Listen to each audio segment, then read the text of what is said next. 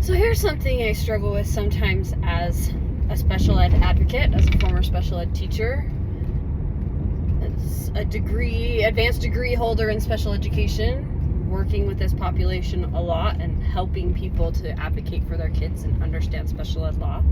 And then also being a parent of kids on IEPs, working to advocate for them, and then having been a former special ed teacher and understanding on a human level the struggles that special ed teachers and school districts and these systems that are exceedingly underfunded, in particular in my state. There's this balance, right, between what I know the law to be, what I know the schools should be doing, what I know my child has the rights to, and also understanding on a human level what's going on, that the resources are slim at the school, right?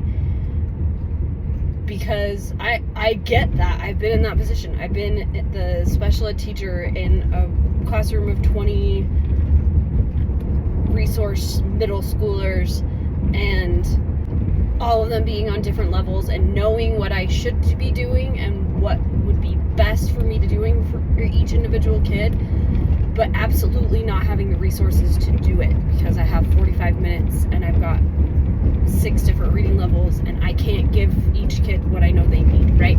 Like, I was in that position. It's one of the things that burnt me out as a special ed teacher, was that year of just like so much frustration trying to work in this broken system. But then on the other hand, like, I know the law and really well.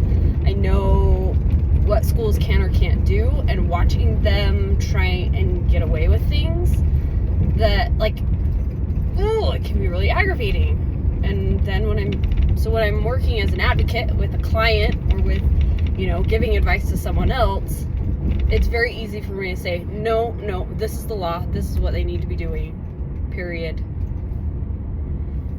When I'm in the room with my own kid, then my emotions are high, usually. Almost always I start crying.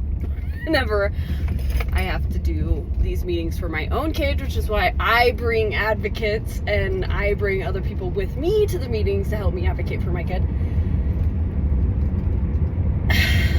When you're sitting there and they're telling you their reasoning behind doing something, and on a human level, oh yeah, I get that, I feel you, yeah, it's stressful, it's hard, like,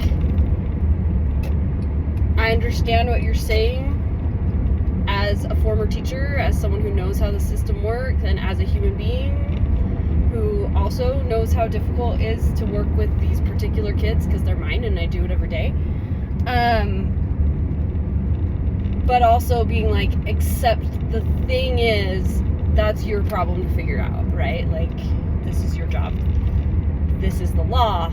These are my kids' rights. And even though I understand your reasoning and why you want to do this thing, that's denying my kid access to his education, or denying my kid reasonable accommodations, or, it's a very difficult place that I find myself in frequently, is that balance of, like, empathy of the human side of things and how difficult it is. Our classrooms in our area are enormous. The schools are all way over enrolled.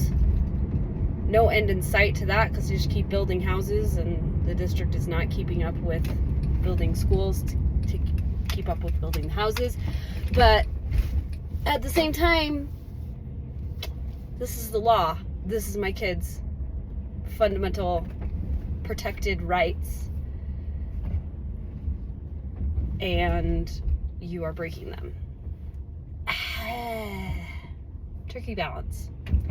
Being an advocate is not always easy, and advocating Like, I know all the things, right? Like, I do this for a living. I have a master's degree in special ed.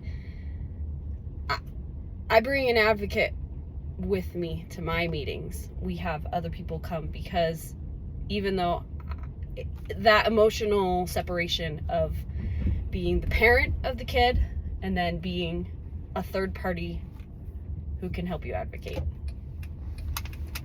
I'm always a huge proponent of bringing people with you to those meetings, for putting school districts on their best behavior.